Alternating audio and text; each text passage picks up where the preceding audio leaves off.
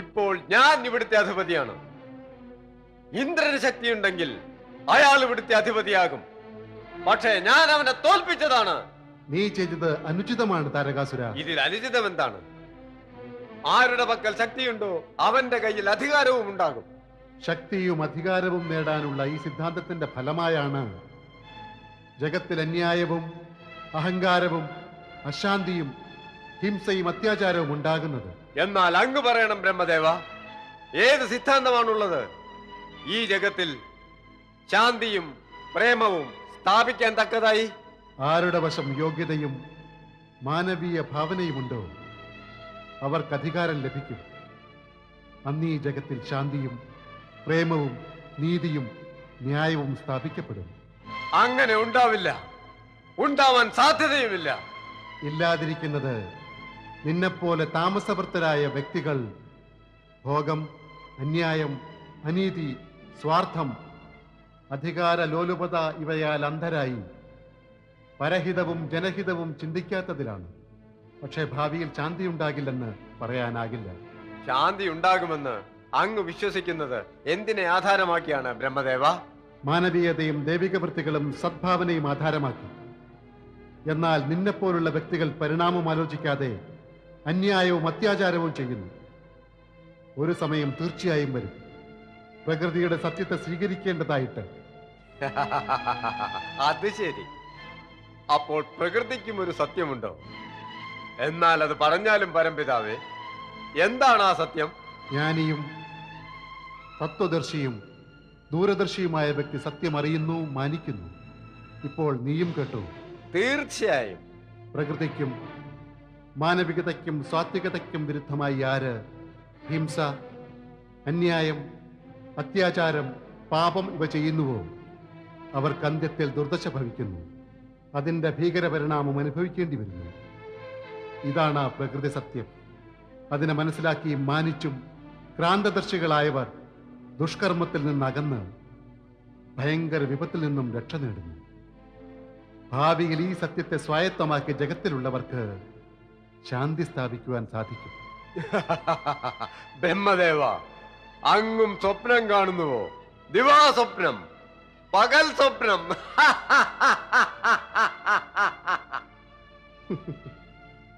നിന്റെ ഈ ദുർബുദ്ധി അറിഞ്ഞിട്ടുകൂടി ഞാൻ നിന്നെ ഉപദേശിക്കുകയാണ്. നീ സ്വർഗം ത്യജിച്ച് പൃഥ്വിയിലേക്ക് പോയിക്കൊള്ളുക.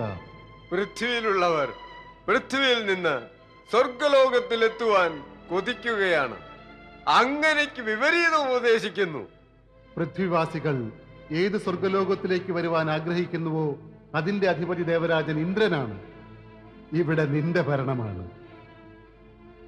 ഈ നരകത്തിലേക്ക് വരാൻ ആരാണ് കൊതിക്കുക? മതി ബ്രഹ്മദേവ, മതി. ധാരാളമായി. കൂടുതൽ വേണ്ട. അങ്ങന്റെ വരദാതാവാണ്. അതിനാൽ അങ്ങയുടെ മധുര പ്രഭാഷണം ഞാൻ കേട്ടു. അല്ലെങ്കിൽ അതെ, ഇത്രമാത്രം.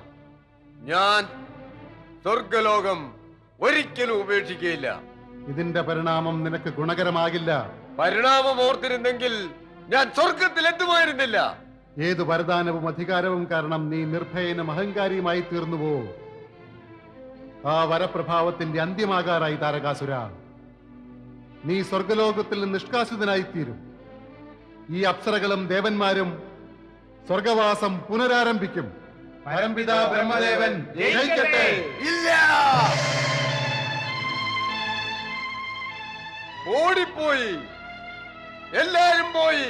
ദാനവരാജൻ താരകാസുരനോട് വെല്ലുവിളി, മഹാരാജൻ താരകാസുരനോട് വെല്ലുവിളി, സ്വർഗാധിപൻ താരകാസുരനോട് വെല്ലുവിളി.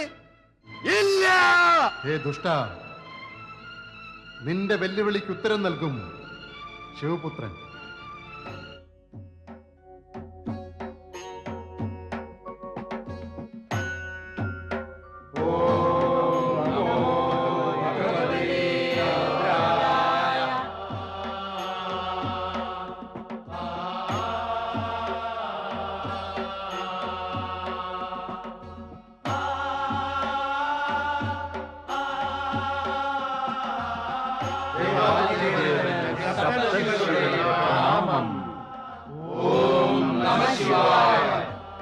ശുഭം സ്വാഗതം.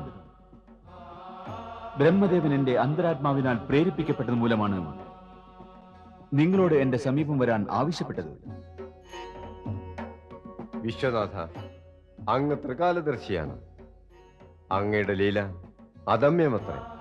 ഞാൻ വിശ്വസിക്കുന്നു പാർവതിയെക്കുറിച്ച് അനുരാഗവും കരുണയും മൂലമാണ് അങ്ങ് ബ്രഹ്മദേവനെ പ്രേരിപ്പിച്ച് ഞങ്ങളെ വിളിപ്പിച്ചത്.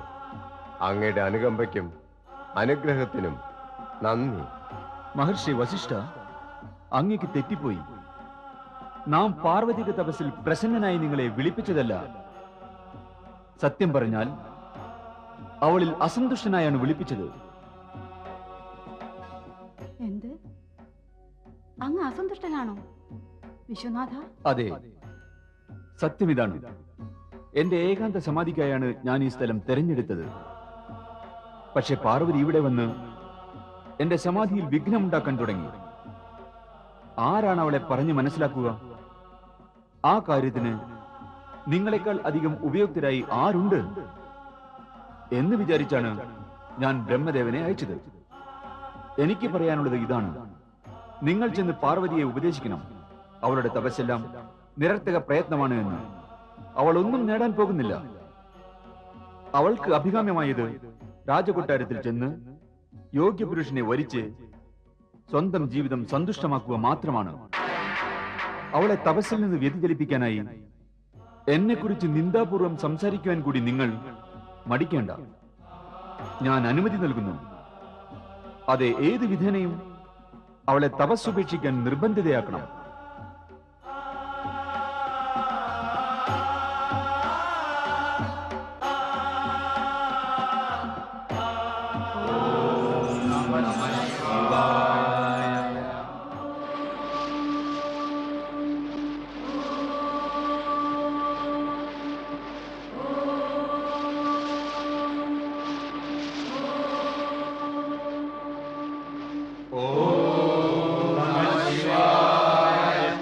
പാർവതി കഠിന തപസ്സിലാണ്.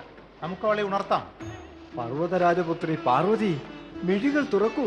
ഗിരിരാജപുത്രി ഗിരിജേ, മിഴികൾ തുറക്കൂ.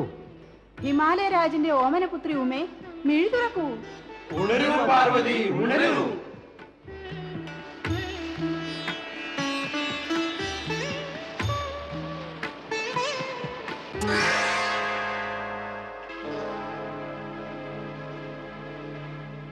പുത്രി പാർവതി, ഞാൻ അരുന്ധതി.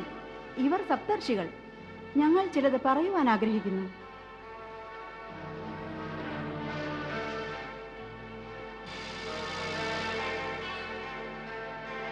എന്റെ തപസ്സിൽ വിഘ്നമുണ്ടാക്കാൻ കാരണം നിങ്ങൾക്കറിയില്ലേ?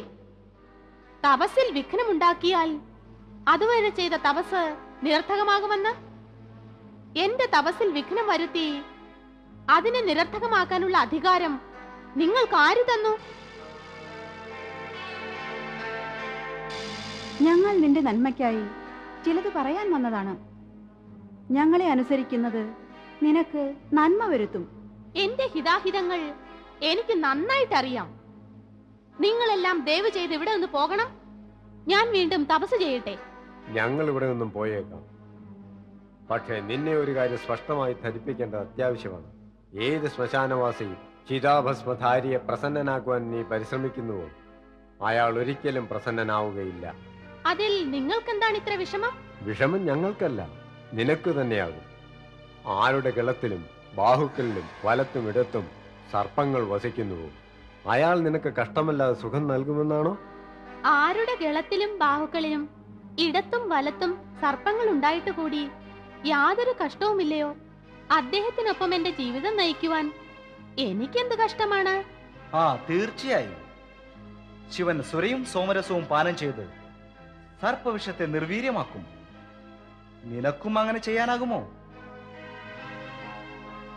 അല്പം ആലോചിക്കൂ. ഇവിടെ നീ കോമളതനുവും മൃദുല ഹൃദയവുമായ രാജകുമാരി, കൊട്ടാരത്തിലെ രാജകീയാഡംബരത്തിൽ വളർന്നവൾ. അവിടെയാ ഭൂതനാഥൻ, അശുഭ വേഷധാരി, ജടാധാരി. മതി മതി, എനിക്കിനി ശിവനിന്ദ സഹിക്കാനാകില്ല. നിങ്ങളെല്ലാം ഉടനെ ഇവിടെ നിന്ന് പോകുന്നുവോ, അതോ ഞാൻ പോകണോ? ഓം നമഃ ശിവായ.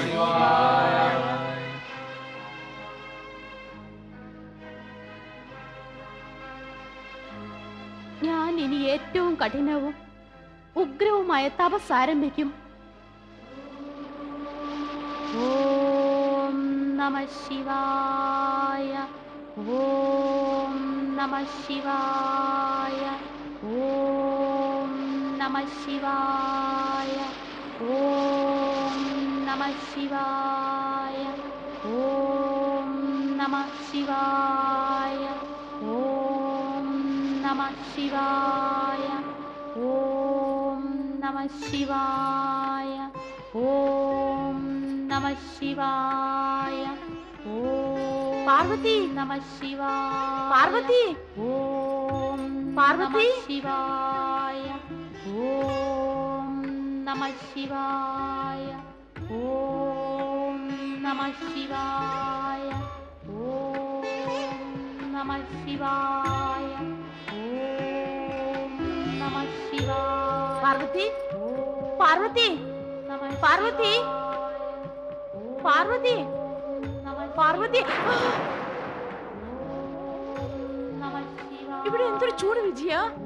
നീ കാണുന്നില്ലേ, പാർവതിയുടെ ഉഗ്രവും കഠിനവുമായ തപസ് കാരണം സമ്പൂർണ്ണ അന്തരീക്ഷം അഗ്നിമയമായിരിക്കുന്നു.